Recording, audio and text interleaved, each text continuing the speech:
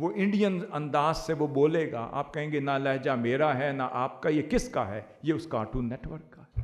پھر پوچھتا ہے کہ بھئی اس کی تربیت کیوں نہیں کی؟ اچھے سکول میں، مہنگے سکول میں بھیج دیں تو حق ادا ہو گیا، اچھے برانڈ کے کپڑے لا کر پہنا دیں تو پھر حق پورا ہو گیا۔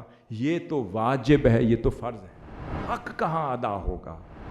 آج ہم کرتے ہیں، بچے کی تربیت ہے، بچہ کارٹون سے سیکھ رہا ہے، بچہ فون پہ لگا ہوا ہے، اب کارٹون آپ کو شوگر کوٹڈ انداز میں بچے کا مزاج بنا رہا ہے، اس کو الفاظ دے رہا ہے، اس کو ایٹیکیٹس دے رہا ہے، اس کو مورالٹیز دے رہا ہے۔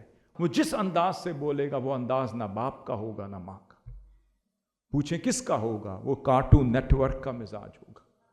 وہ کس کو آئیڈیلائز کرے گا؟ ان کارٹونز کو کرے گا، ان ڈراموں کو کرے گا، ان فگرز کو کرے گا، ان رولز کو کرے گا جو دن رات دیکھتا ہے۔ اور لہجہ، آج تو انڈین کارٹونز چھائے ہوئے ہیں، وہ انڈین انداز سے وہ بولے گا، آپ کہیں گے نہ لہجہ میرا ہے نہ آپ کا، یہ کس کا ہے؟ یہ اس کارٹون نیٹ ورک کا ہے۔ حاضرین محترم، یہ بھی ذمہ داری کی طرف قرآن نے توجہ دلائی ہے۔ پھر آگے اللہ رب العزت نے فرمایا وَلَا تَقْتُلُوا أَوْلَادَكُمْ خَشْيَةَ أَمْلَاقٍ نَحْنُ نَرْزُقُهُمْ وَإِيَّاكُمْ إِنَّ قَتْلَهُمْ كَانَ خِطْئًا كَبِيرًا۔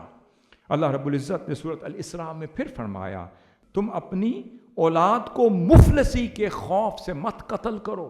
میں اس کی نئی تفسیر کی طرف آپ کو لے جانا چاہ رہا ہوں۔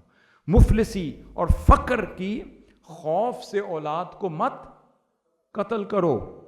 فرمایا ہم ہی تو اس کو پالنے والے ہیں اور ان سب کا رزق عطا کرنے والے ہیں۔ اب یہاں پر اس کو سمجھنے کی ایک اور جہت ہے، وہ یہ ہے کہ ہم سمجھتے ہیں اور باپ سمجھتا ہے یا ماں سمجھتا ہے کہ اچھا کھلا لیں تو حق ادا ہو گیا، اچھے سکول میں، مہنگے سکول میں بھیج دیں تو حق ادا ہو گیا، اچھے برانڈ کے کپڑے لا کر پہنا دیں تو پھر حق پورا ہو گیا۔ یہ تو واجب ہے، یہ تو فرض ہے، حق کہاں ادا ہوگا؟ فرمایا جب تک ہم خود تربیت کے ذریعے سے انگلی پکڑ کر بچے کو باپ مسجد میں نہ لے جائے، کسی ادارے میں نہ لے جائے، کہیں قرآن مجید پڑھانے کے لیے نہ لے جائے، اس کی تربیت کے لیے اپنا وقت نہ صرف کرے، اس وقت تک اس کا حق ادا نہیں ہوگا۔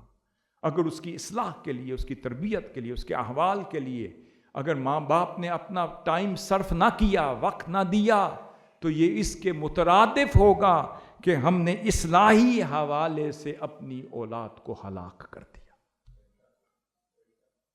اس خطرے کے پیش نظر کہ میں تو جی کماتا ہوں، میرا وقت اتنا ہے، میں نہ کماؤں گا تو پیسے لاؤں گا کہاں سے؟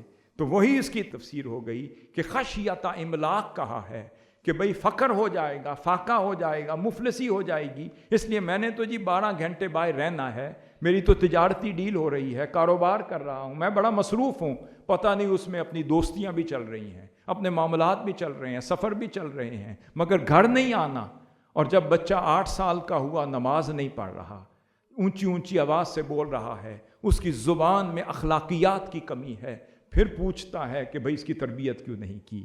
قرآن کہتا ہے اس وقت کرنی چاہیے تھی جب میں نے تمہیں کہا تھا کہ کبھی بھی آنکھ سے اوجھل نہ ہونے دینا ان کی تربیت۔